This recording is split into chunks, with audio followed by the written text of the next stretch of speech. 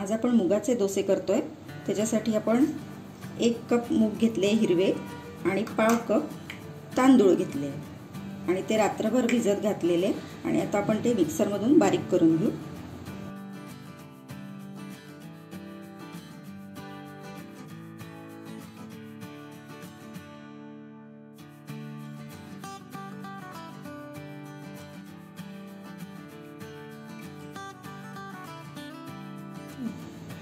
याच्यात आपण लसूण घालू 2-3 पाकळ्या, आलं आणि 1 मोठी मिरची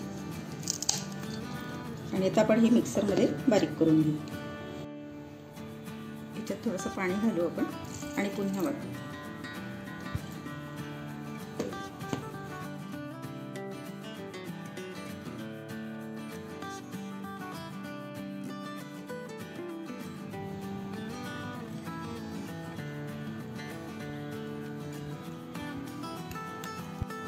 आपण हे आता मिक्सर मधून काढलेलं आहे। हे साधारण एवढं पातळ आपल्याला करायचं आहे।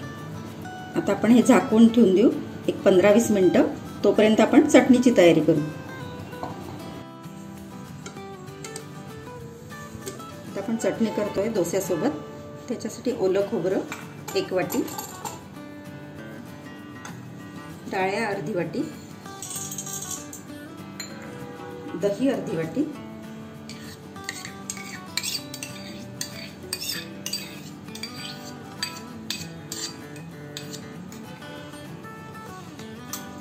लसणाच्या पाकळ्या 3-4, हिरव्या मिरच्या 2,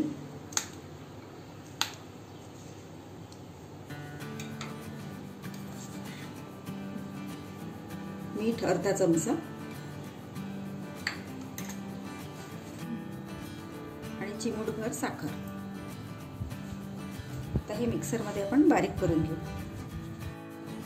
पाणी घालू थोडंसं।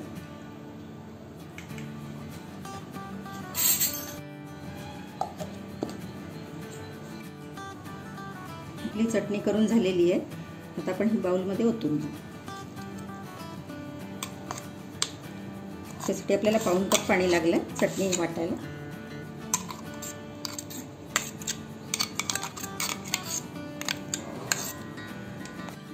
फोडणीसाठी तेल तापलंय। आता आपण याच्यात जिरे मोहरी घालू,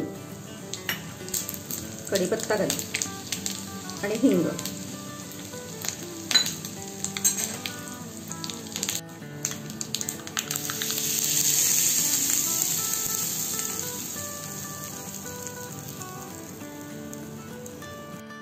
आता आपण डोसे करायला सुरुवात करू।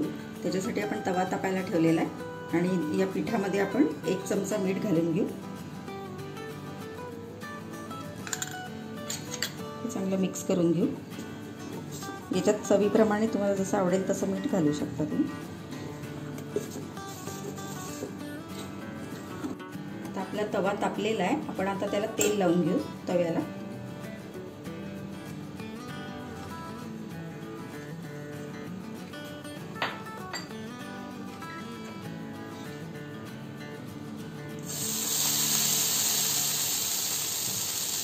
आपण हे टिश्यू पेपरने पुसून घेऊ।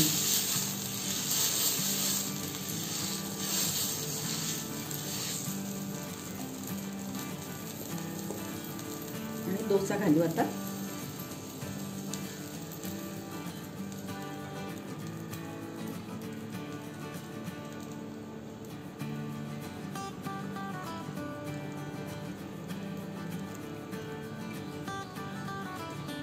आता मीडियम फ्लेम वर आपण याला करून घेऊ 1-5 मिनिट। तेल आपण लावू याला। आता आपला डोसा झालेला आहे। आता आपण याला काढून घेऊ। येस,